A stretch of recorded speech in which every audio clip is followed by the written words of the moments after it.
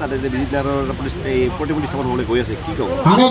আমি বিজনী বুলি কোৱাৰ লগে লগে এনেকুৱা এজন ব্যক্তিৰ নাম আমাৰ সকলোৰে মনত আহে বা আমি সকলোৱে অনুভৱ কৰোঁ যে এটা সময়ৰ কোচ ৰাজবংশী বা বিজনীৰ ৰজা আছিলে বিজিত নাৰায়ণ।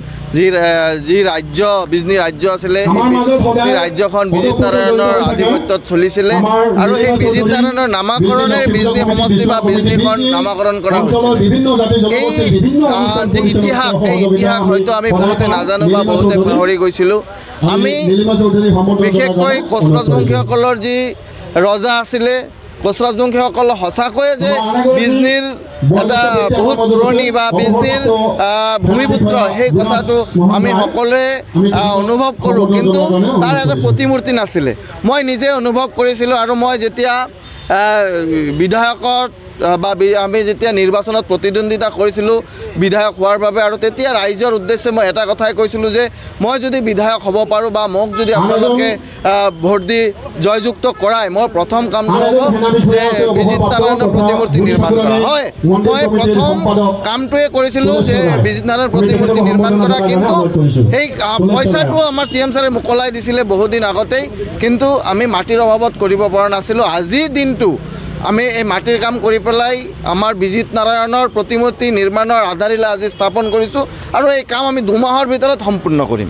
আমাৰ এটা কথাই যে আমাৰ বিজনী ৰাজ্যৰ যি ৰজা আছিলে তাৰ পৰিচয় আমি সদায় ৰাখিব লাগিব আৰু আমাৰ বিশেষকৈ কোচ ৰাজবংশী জনগোষ্ঠীয়ে তাক লৈ যি গৌৰৱ অনুভৱ কৰে, যাতে এই প্ৰতিমূৰ্তিক লৈ তেওঁলোকে গৌৰৱ অনুভৱ কৰিব পাৰে আৰু সকলোৱে বিজনীত সোমোৱাৰ লগে লগে এই প্ৰতিমূৰ্তি সকলোৰে চকুত পৰিব আৰু তেওঁলোকে তেতিয়াই জানিব যে বিজনীখন ৰজা বিজিত নাৰায়ণৰ নামেৰে নামকৰণ কৰা হৈছে।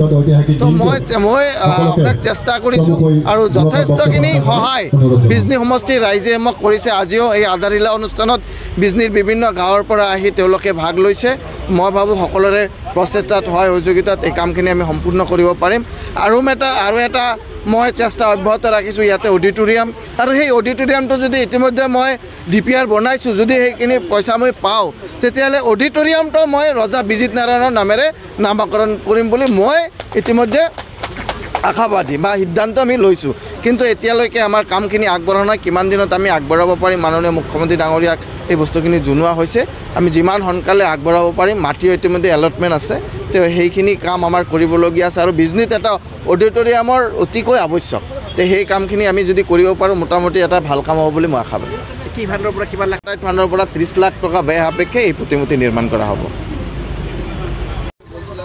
যে যিটো বস্তু লৈ আজি আমি নিজকে গৌৰৱ কৰোঁ, যাৰ নাম লৈ আজি আমি বিজনীৰ বাকী ৰাইজ আজি মানে বিভিন্ন ক্ষেত্ৰত বিভিন্ন অনুষ্ঠান প্ৰতিষ্ঠানত আমি আলোচনা কৰি আহিছোঁ। বিজনী ৰাজ্যৰ প্ৰতিষ্ঠাপক ৰাজা বিজিত নাৰায়ণ আৰু বিজিত নাৰায়ণৰ প্ৰতিমূৰ্তি বনোৱাৰ কাৰণে ইতিমধ্যে আমি বহু প্ৰচেষ্টা হাতত লৈছিলোঁ, কিন্তু আমি পাৰা নাছিলোঁ। তো শেহতীয়াভাৱে যোৱা বিধানসভা নিৰ্বাচনৰ আগমুহূৰ্তত বৰ্তমানৰ বিধায়ক অজয় কুমাৰ ৰায়ে নিৰ্বাচনত এটা প্ৰতিশ্ৰুতি দিছিল যে বিজনীৰ যিটো ৰাজা বিজিত নাৰায়ণ আছিল, এই বিজিত নাৰায়ণৰ প্ৰতিমূৰ্তিটো মই যদি মোক বিধায়ক হিচাপে আপোনালোকে নিৰ্বাচিত কৰিব পাৰে তেতিয়া মই এই প্ৰতিমূৰ্তিটো বনাই দিম। আৰু নিশ্চয় বিজনীবাসী ৰাইজ হিচাপে তেখেতক সহযোগিতা আগবঢ়াইছে, তেখেতে বিজয়ী হৈ আহিছে আৰু বিজয়ী হোৱাৰ লগে লগে তেখেতে দিয়া সেই প্ৰতিশ্ৰুতি আজি পূৰণ কৰাৰ কাৰণে তেওঁ আগবাঢ়িছে। আমি অৱগত হৈছোঁ যে 30 লাখ টকা আনটাইড ফাণ্ডৰ জৰিয়তে আজি মঞ্জুৰি কৰি এই প্ৰতিমূৰ্তিটো আজি নিৰ্মাণ হ'ব। আমি বিজনীবাসী ৰাইজ হিচাপে আৰু বিশেষকৈ কোচ ৰাজবংশী জনগোষ্ঠীৰ এজন সচেতন ব্যক্তি হিচাপে মই খুবেই আনন্দিত।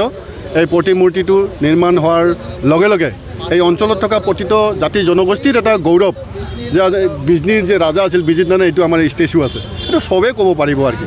তাৰ কাৰণে ভাল লাগিছে। এই মুহূৰ্তত মই বিধায়ক মহোদয়ক ধন্যবাদ জনাইছোঁ, অসমৰ মুখ্যমন্ত্ৰী হিমন্ত বিশ্ব শৰ্মাক ধন্যবাদ জনাইছোঁ যে তেওঁৰ দ্বাৰা এই আনটাইড ফাণ্ডৰ দ্বাৰাই আজি বিধায়ক মহোদয়ৰ জৰিয়তে এই প্ৰতিমূৰ্তিটো পাবলৈ আমি সক্ষম হৈছোঁ। এই মুহূৰ্তত আমি খুবেই আনন্দিত বিজনীবাসী ৰাইজ হিচাপে।